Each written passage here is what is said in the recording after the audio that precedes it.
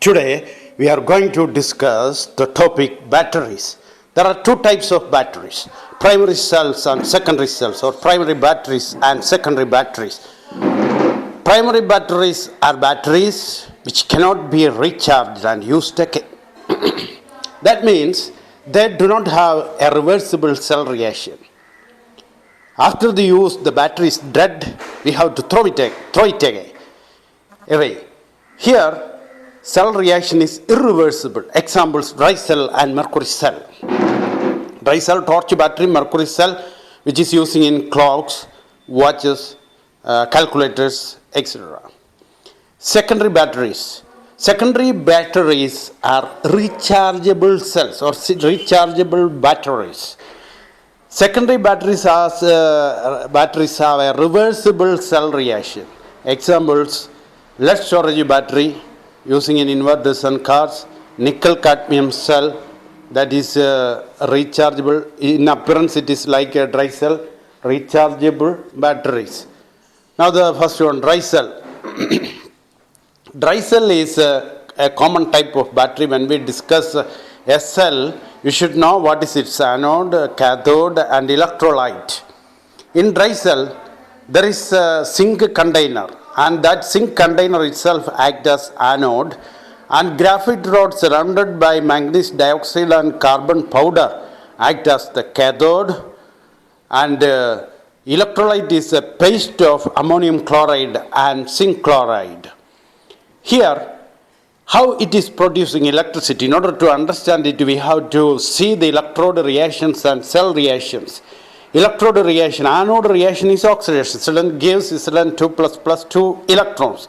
And the cathode reaction is a complex reaction. Therefore, it is not possible to represent the exact reaction. An approximate reaction is given here.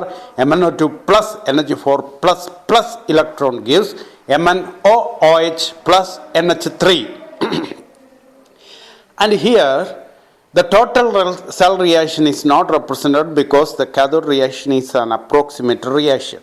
This cell can produce a potential of 1.5 volt, and that may change to 1.25 as the life extends.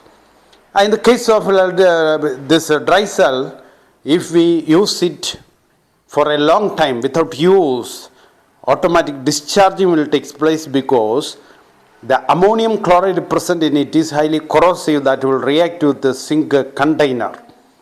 And the ammonia gas produced that will combine with the zinc chloride to form a stable complex. Therefore, the cell reaction cannot be reversed. So again, we can conclude anode, zinc anode, cathode, graphite rod surrounded by manganese dioxide and carbon powder, electrolyte paste of ammonium chloride and zinc chloride. And now the next type of primary cell, that is mercury cell. All of you know mercury cell is button type cell.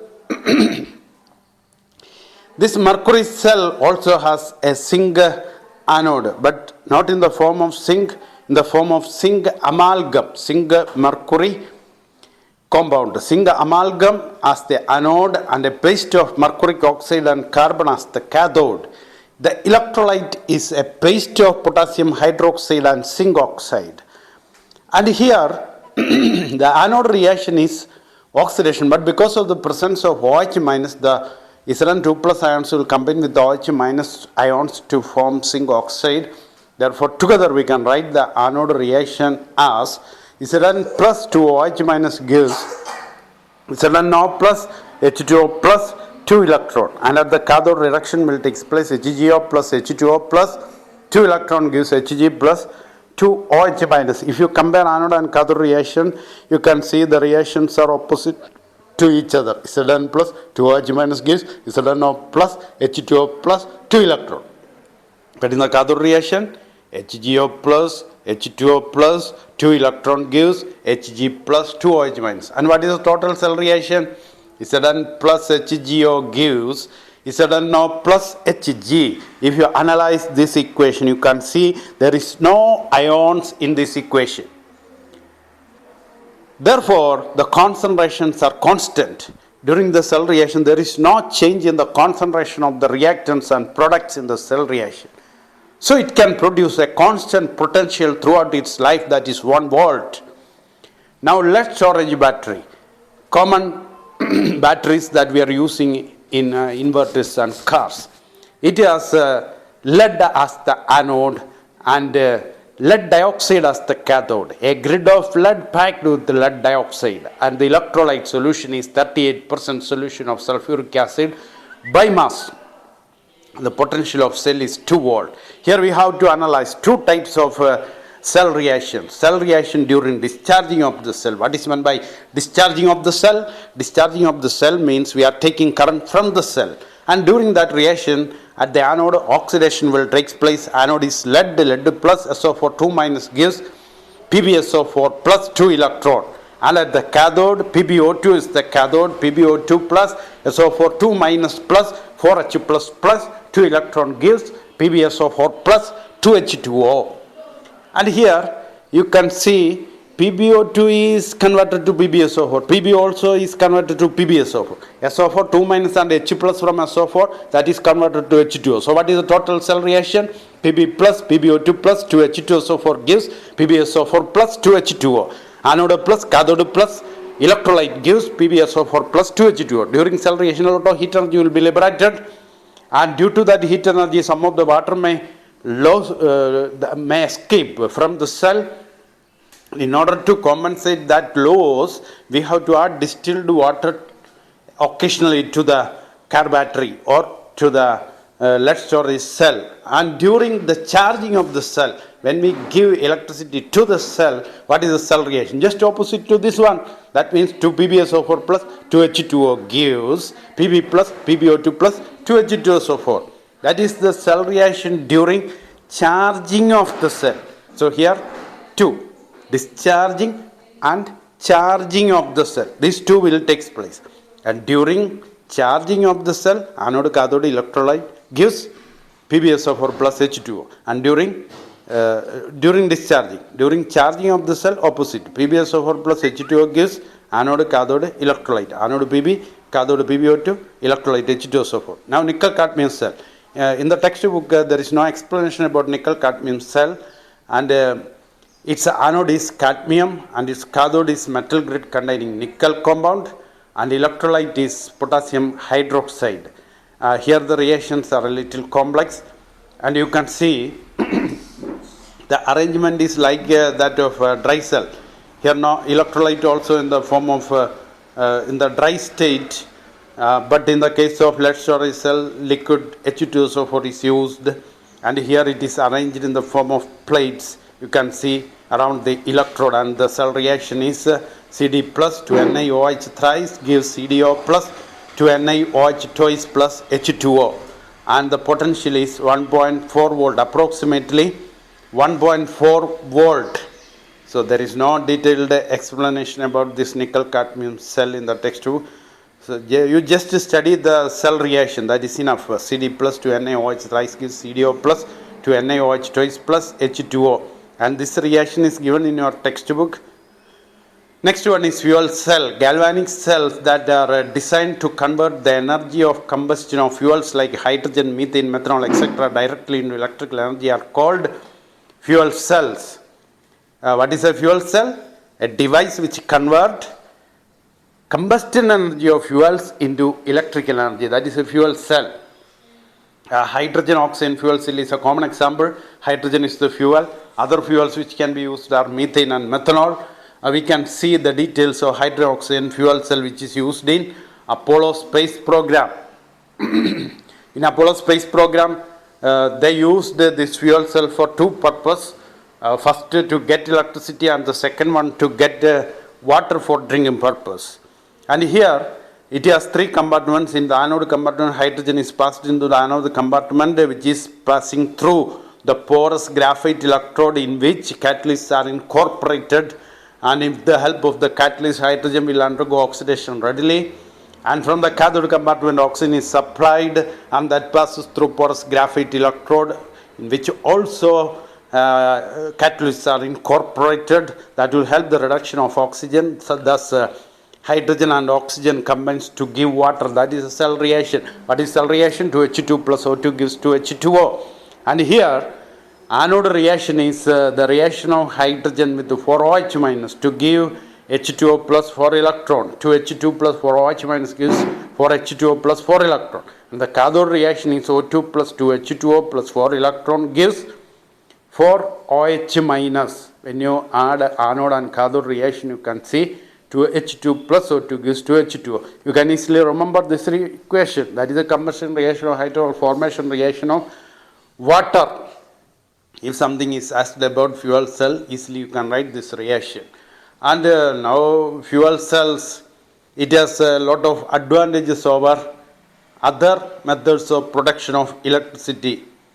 The cell runs continuously as long as the reactants are supplied. If you can supply hydrogen and oxygen, it will produce electricity. And these fuel cells are high efficiency.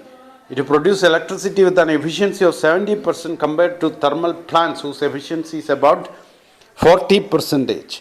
Fuel cells are pollution free. When hydrogen burns in oxygen, you are getting water. It will not produce any pollution. But in the case of fossil fuels, when it burns, what happens? Oxides of carbon, oxides of sulfur, oxides of nitrogen, such pollutants are produced. Now corrosion. Metals, all of you know metals will undergo corrosion in the presence of atmosphere, air or soil. And what is the reason for this corrosion? The corrosion explained using an electrochemical theory. The first concept or important concept in electrochemical theory is that there is the formation of a corrosion cell on the surface of the metal. If there is formation of a cell, the cell has anode, cathode, and it has an electrolyte. And here what is the anode? The metal, if we take the example of rusting of iron, one part of the metal will act as the anode and the other part will act as the cathode, and the electrolyte is condensed moisture. When water is present on the surface of the metal, there are chances to dissolve the gases present in the atmosphere like carbon dioxide, or if it is a polluted air, HCl, such gases may be present that will dissolve in water. When carbon dioxide dissolves in water, what happens? H2CO3 will form. So H plus and CO3, 2 minus ions will be produced, or H plus and Cl minus ions will be produced. In presence of this, at the anode, oxidation will take place. Fe plus O2 plus 4H plus gives 2Fe2 plus 2H2O. Oxidation reaction, and at the cathode, O2 plus 4H plus 4 electron gives 2H2O. Cathode reaction will take place. So in presence of H plus, oxygen react with the electrons to form H2O. That is the reduction. H plus helps corrosion. And the anode, what happens? Metal is undergoing corrosion. Fe changes to Fe2 plus. That is actually corrosion. Metal is converting to its compound. Fe2 plus readily undergoes oxidation in presence of atmospheric oxygen to form Fe2O3 or Fe3 plus ion. That will combine with the moisture to form hydrated ferric oxide, that is rust. Fe2O3 XH2O. Here water of crystallization not certain, it can be 1 or 2. Therefore generally we are representing it as XH2O. Fe2O3 XH2O. That is the rust. That is rust. Rusting of ion we can explain using the formation of corrosion cell on the surface of the metal. And you don't forget, the corrosion cell also has anode, cathode and electrolyte. And you have to say what are the anode, cathode and electrolyte, what are the electrode reactions and how the corrosion takes place. I think it is clear to you, a simple explanation for the corrosion. And now how you can prevent corrosion, or what you can do for the protection of metals. It is familiar to you, protection of metals. We have to cut off the contact between metal surface and atmosphere. In order to cut off the contact, we can paint the metals, or we can use some chemical such as bisphenol. Another possibility, cover the metal surface with the some other metals. For example, iron surface can be covered by zinc. That process is known as galvanization, and the ion after galvanization is known as GI, galvanized ion. You may have heard about GI pipes. Another method is sacrificial protection. That means the anode part is undergoing corrosion. So if we can keep the metal as cathode always, we can prevent corrosion. For that, we will connect the metal with the more active magnesium or zinc. Then zinc or magnesium will act as the anode, and that will undergo corrosion by protecting the metal. Therefore, the name sacrificial protection. And by this, our chapter is over. Okay.